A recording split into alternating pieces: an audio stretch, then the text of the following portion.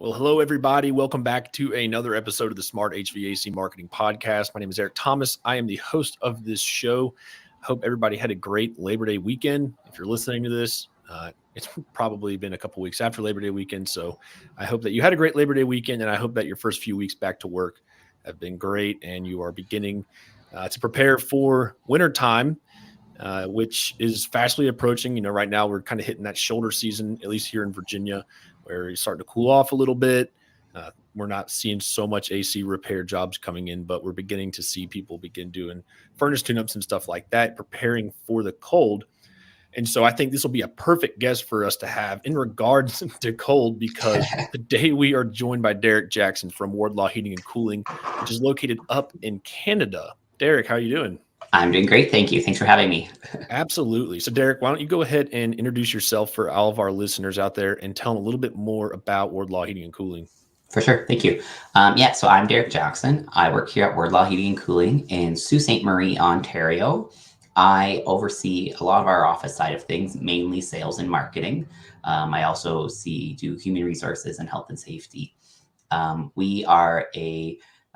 third generation here in the family, the Wardlaw family, and we've been in the business for 40 years. This is our 40th anniversary this year.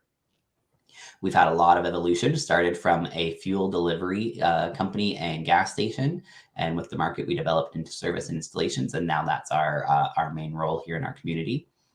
We have a large heating and cooling line, as well as a really large fireplace side that we do, and so we have kind of a broad range of equipment and areas that we focus on here. Something else here in Northern Ontario, not a huge population density. So we have a very large service area. So we do a lot of traveling. Sometimes it'll be, an hour, 2 hours drive to get to the customers' homes. But that's makes it pretty fun and makes it a little challenging as the different jobs come up that are unique all over the place. Mm-hmm. But yeah, that's certainly our role here, is to cover that whole community and make sure everyone's comfortable and safe. Awesome. 40 years that's awesome. And it sounds like you guys have pivoted a lot from fuel delivery to heating and air conditioning. So I guess what drove that change early on? Really, we've followed the market. So one thing that we've always done here is maintain relationships and memberships in a lot of industry groups in Canada, as well as North America as a whole. And we've watched what's trending. So when we were delivering oil as we started, and we're successful in that, we definitely saw the market trending where we were having less and less oil customers. So we got into propane, we got into servicing the equipment, and we went from servicing just oil to obviously gas and everything else that was coming on. In our community, at least, that happened kind of 80s into the 90s. And now, since then, we're now going towards where we're seeing everyone get off of oil, and we're mainly gas. And we look at the industry trending again towards greener options and heat pumps and geothermals and all that. So it's staying with the trends, knowing what's going on in the industry, and adapting to support the community the best we can as needed. Yeah. So when you're talking about the fireplace stuff, that seems pretty interesting, because it's not a service that, like we were saying beforehand, it's not a service that you hear a lot about. So what does that look like? And I guess how does that affect the communities that you all serve? Right. So Fireplaces is a huge area for us in our company here. It's not something that every company deals with here, but certainly many homes in our area have a fireplace. And a lot of them are gas, and some of them have wood fireplaces. And electric's becoming a bigger market as well. That's more for, some ambiance, as homes are being built better now. They don't need that extra supplementary heat that fireplaces used to offer in our cold climates. But we still are seeing a lot of people want to have a gas fireplace. Where we're seeing them a lot here is electrically heated homes. Electricity is very expensive in our market here, and a lot of people aren't wanting to heat their home all winter long with electricity. So they're putting fireplaces in. They're easier installs. They don't tear up your whole home to put ductwork in, more cost efficient. And then you have that nice, beautiful piece that adds a whole new mood and decor and ambiance to your home. And we've gone from, freestanding stoves to beautiful, huge linear models to everything you can possibly think of. We have indoor, outdoor ones with the window. You can have them on your patio and your living room. So there's really, the sky's the limit with fireplaces. There's something for every type of home. And that's why we're seeing them continue to be so popular in our area. Yeah. So does the fireplace essentially replace the need for a heater in the home?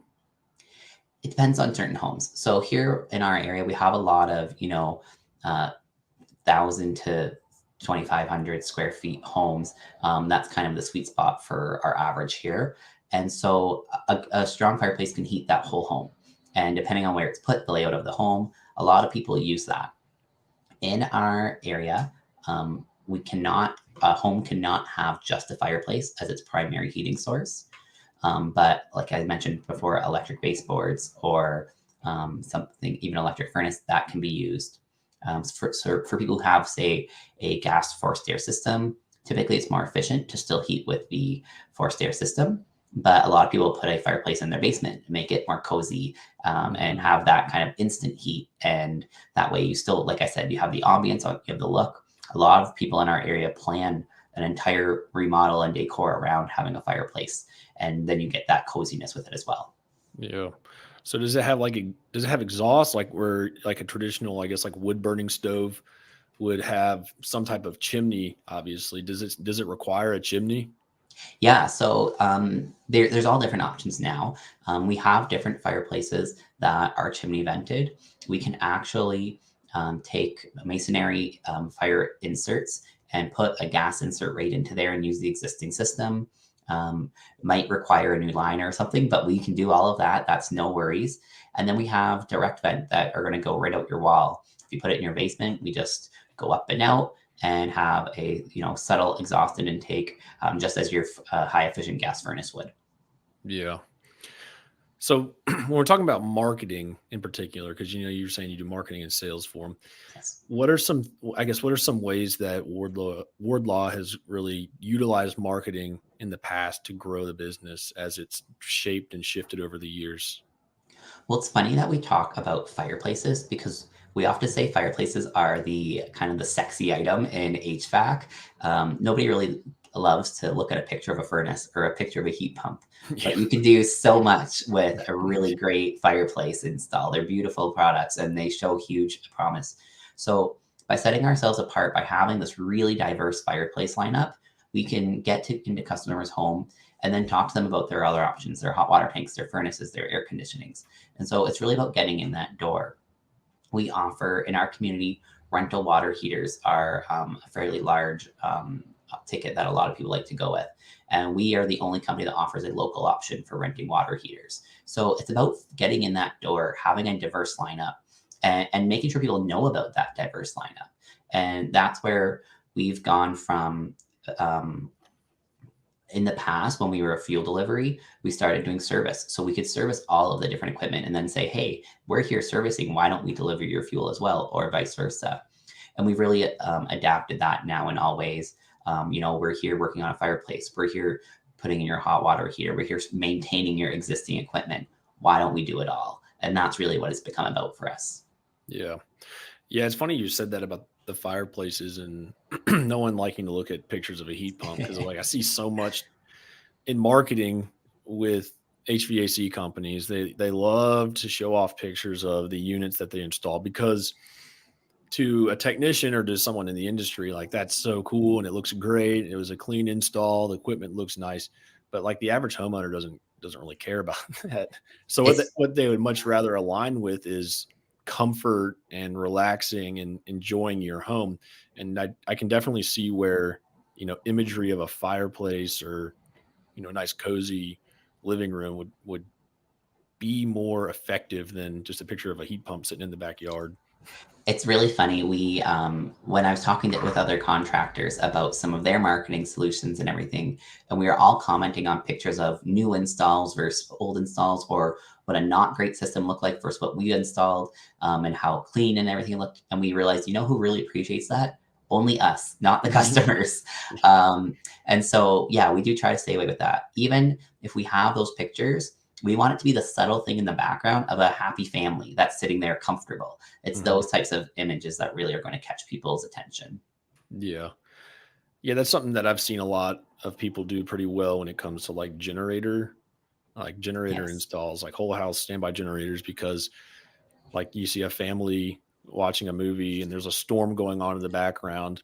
And then like obviously they're enjoying the movie because the power went out, but their generator kicked on and they're still able to watch the movie.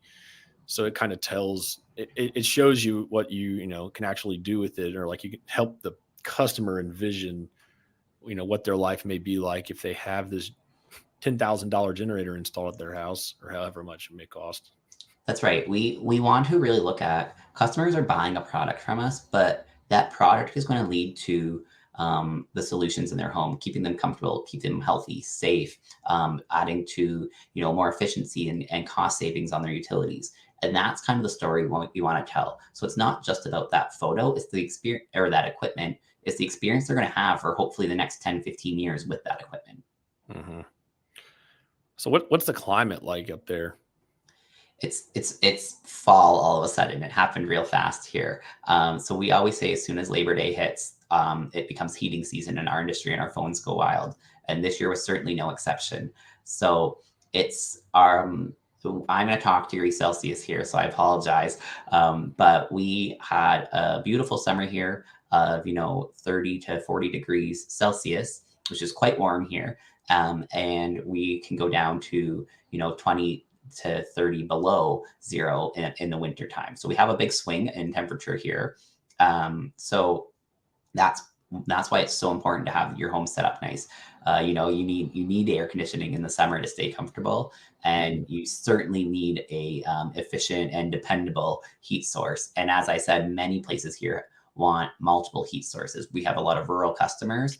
They can't depend on if the power goes out or their fuel's delivered to them. It's not piped in. So if they run out of fuel, so that's why a lot of people need more than one heat source in their home.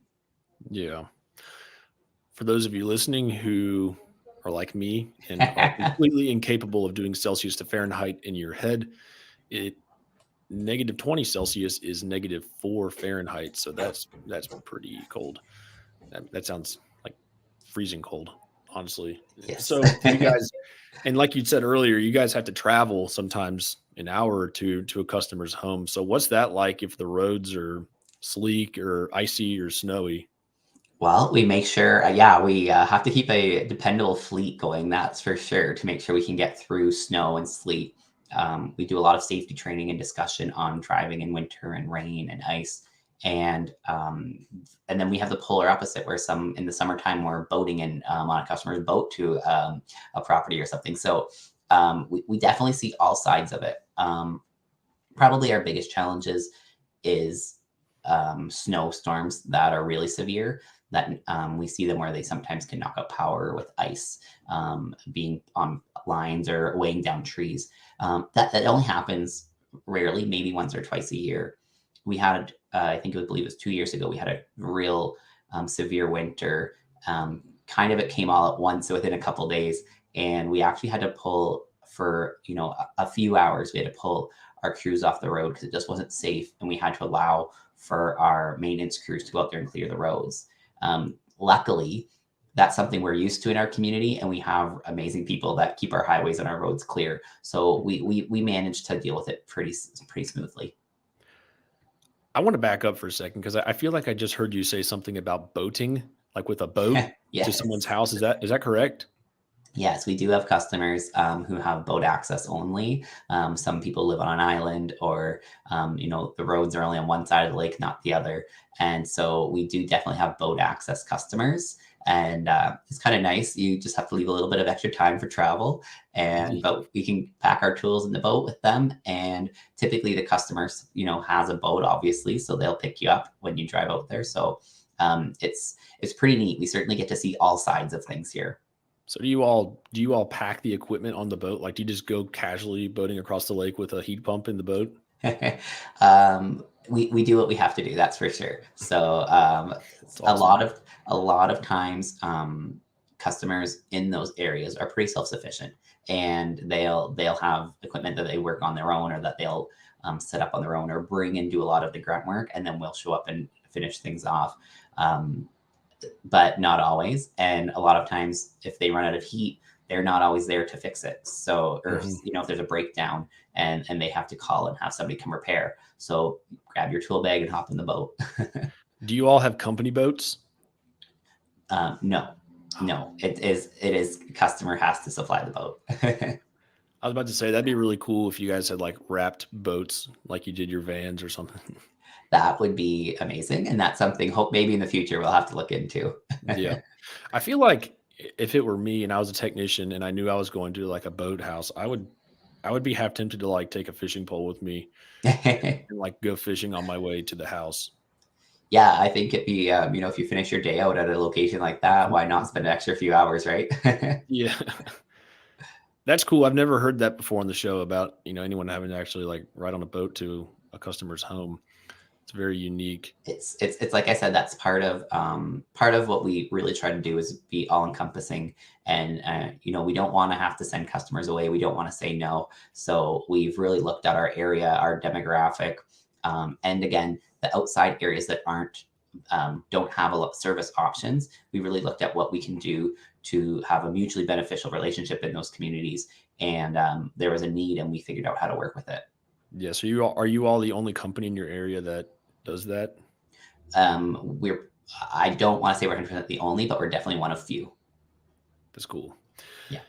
So other than the cozy imagery of the fireplaces, I guess, what are some other marketing tactics that you guys have done that have worked exceptionally well for, I guess, getting new customers? Yeah, so that's a whole other thing that, you have to evolve as you go with the new world.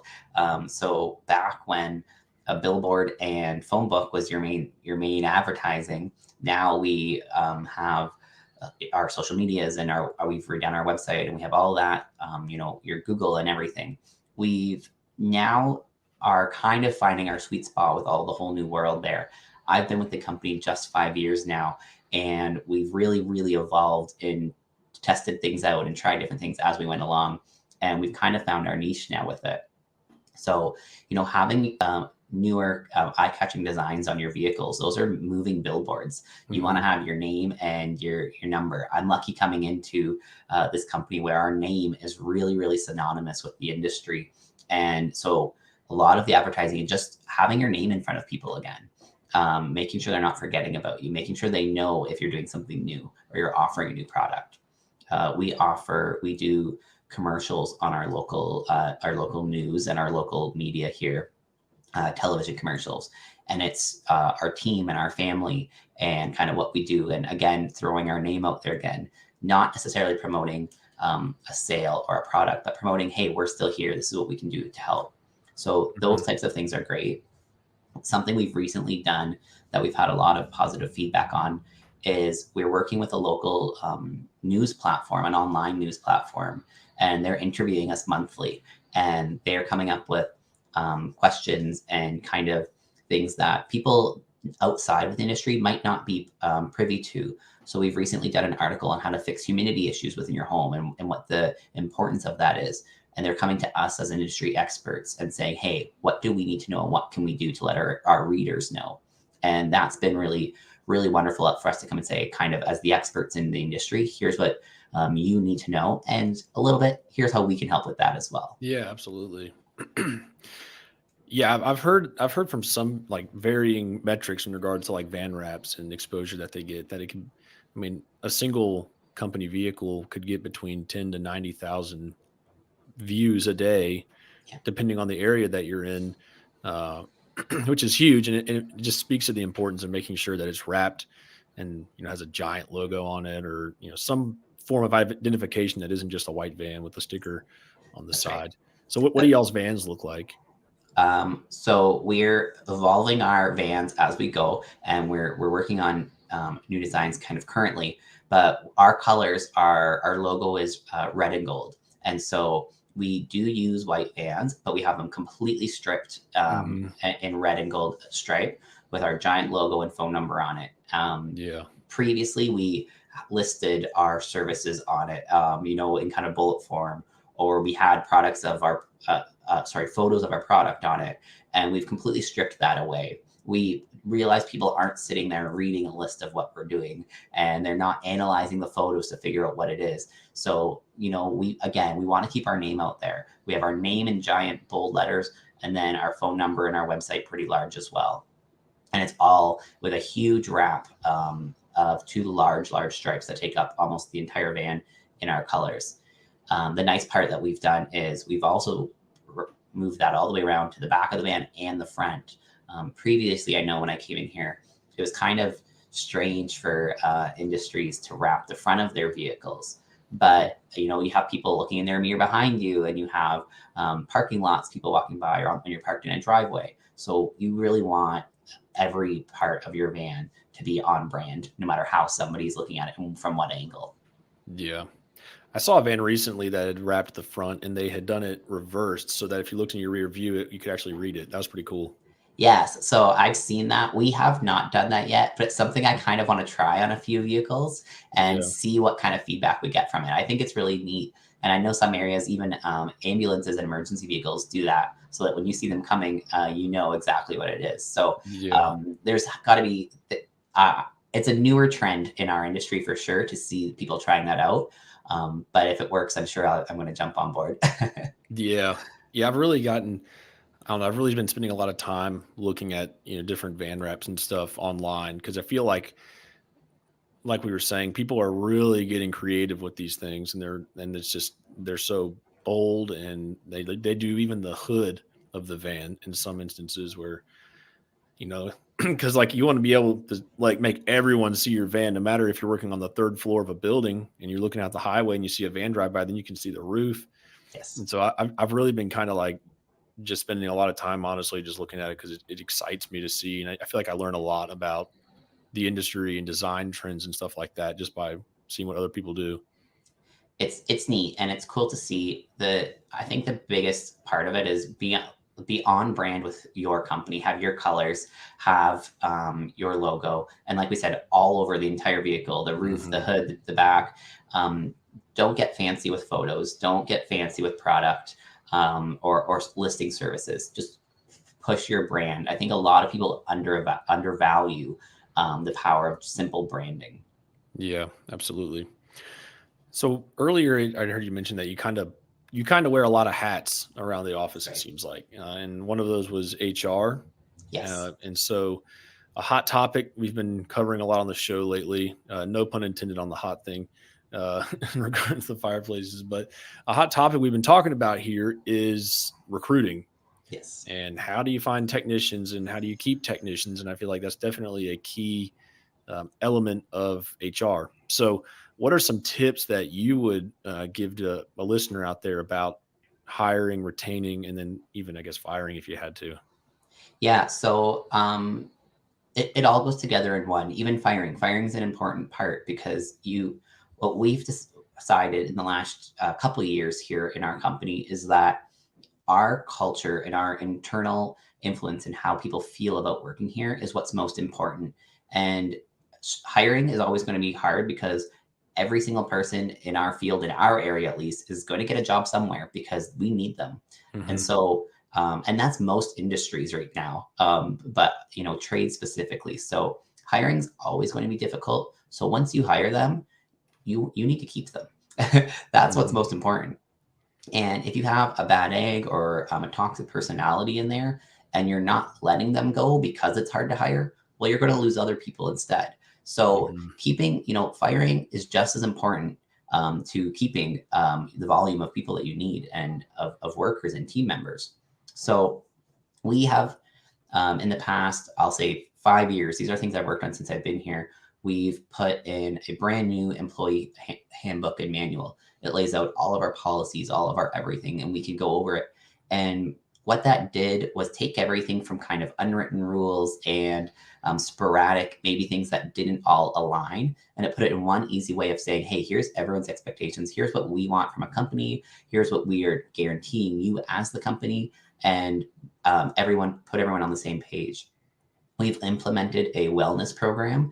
So we are promoting obviously internally, we want everyone to enjoy and be healthy here, but we're promoting that outside of the work environment as well. And that can be physical activity. It can be eating properly. It can be quitting smoking. It might be financial security and literacy if someone, whatever it may entail. And we are offering our employees an allowance towards costs, whether it's gym equipment or memberships or legal fees if they're setting up, their financial security, whatever it may be. We have a very, very inclusive list. So for us, it's all about internal culture. And when you have that internal culture, you have it presented nicely in a positive form, like a handbook. You can, in an interview, say, here's what we'd like to bring you into. And, as much as it's kind of, casting and catching and reeling them in, it's then keeping them. So that's the most important part. So no part of the hiring, keeping, retaining, and firing, no part of that process can be undervalued. And I think that's the biggest thing that we're seeing. But if there's any part that most companies need to concentrate on further, it's the retaining and the internal culture. Everyone works really, really hard to bring people in. But unless you're expanding, if you're keeping your team, you shouldn't have to bring them in that often if you're keeping them. So that's really where we're looking at. We've been very successful. Every year we take photos of our 30-year club, our 20-year club, our 10-year club for all of our employees that have been here for many, many years. So we're very lucky that way. And that's something that we value above all, and we really try to hang on to. Yeah. Yeah. I've heard now from a few different people, like some people say culture is like this unwritten thing. It's just the way that people feel. And it's the pizza parties and the whatever it may be. But I feel like culture definitely needs to be written down. Like your company culture is needs to be written down, like you were saying, included in this handbook. And as much as a cultural fit is great for the company, like a lot of people still need to realize that like you still have to be able to hire for skills as well. Like Yes. it needs to be like first and foremost, can you do the job that we need? Cool. Secondly, like do you fit our company values? And then it's like, all right, now we can talk about hiring. And a lot of people, I feel like in the past 5 years, there's been this huge push on like this feel good cultural movement. And people are like, oh, they're a great culture fit, but they don't have the skills we need. So we're going to hire them anyways, and we'll just teach them.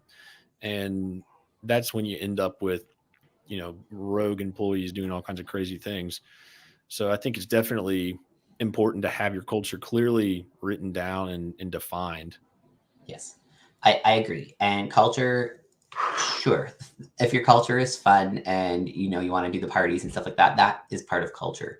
But having clear expectations is part of culture. If you have unequal expectations and this person has to do that and this person does things differently and this person can get away with this and this person can't.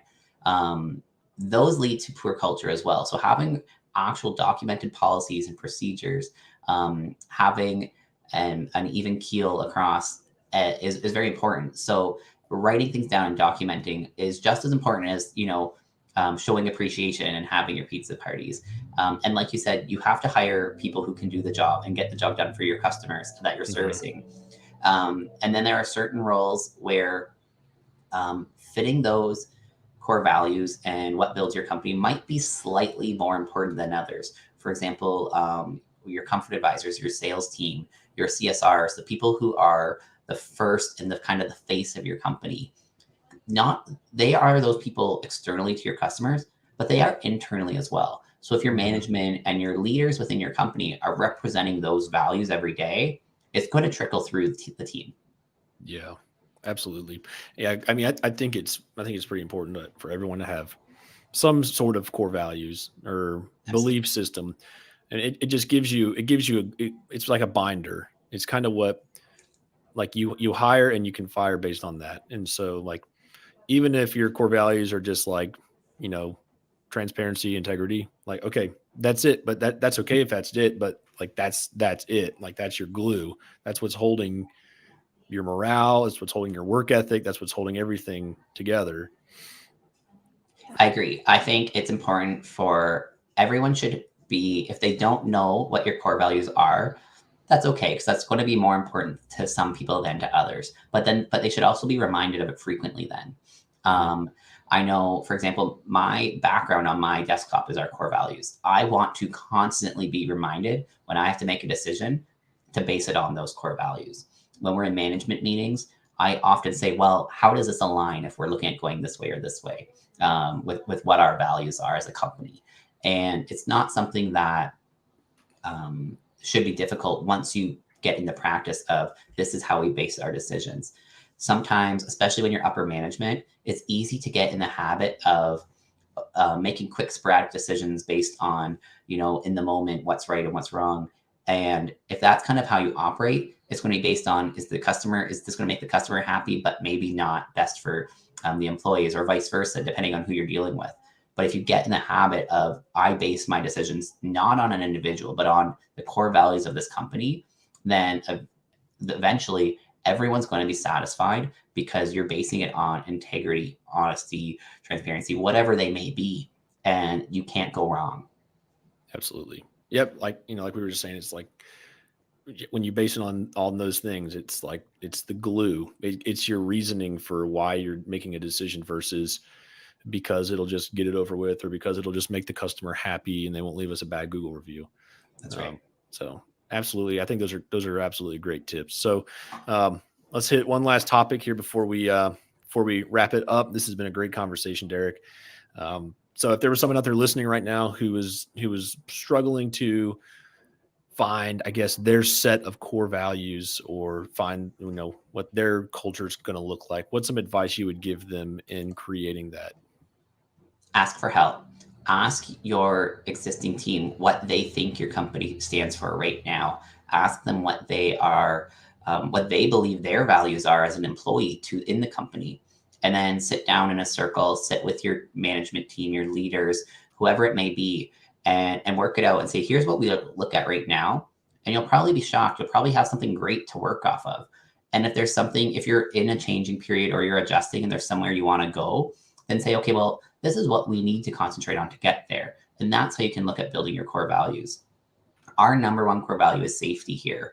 And that's because in the industry we're in, we need that for our employees and for our customers. Mm-hmm. And you know what? It's really funny when we have a customer saying, well, we just want to do this, or they have, they're upset because we flagged their product or something that they have installed that's 25 years old and leaking carbon out in input, and they're upset with us. And we say, you know what? We base our decisions primarily off the safety of everyone. And here's why. And you can explain it that way. When you can actually fall back on your core values and say, this is why we made the decision, everyone understands then. Yeah. And so really look at your community or within your company already and ask them for some help. And I think that's the best way to get started on setting your own core values. Yeah. Awesome. Yeah. That's a great idea. There's a lot of companies out there that do not have core values. So, and I think that would be a great starting point for you. If you took away anything from this episode and began implementing some type of core values, I'd love to hear those stories. You can email me at eric@rivaldigital.com. And I'd love to just chat with anybody who's taking away some type of advice from this episode. So Derek, thank you again for being our guest on this show. Before we hop off, what is a good way for people to reach out to you or learn more about Wardlaw? Yeah, thank you for having me. It's been a pleasure being here with you. So again, I'm Derek at Wardlaw Heating and Cooling. We do have our website, wardlawheatingandcooling.ca. We are up in Canada, so it's .ca. But you are also welcome to email me or reach out to me, djackson@wardlawhc.ca. And I'm happy to discuss anyone in the industry or not who's looking at any of these topics or more. I'm always happy to talk about them. Awesome. Well, Derek, I hope you have a great rest of your afternoon, and we will talk to you soon. Thanks so much. Have a great day.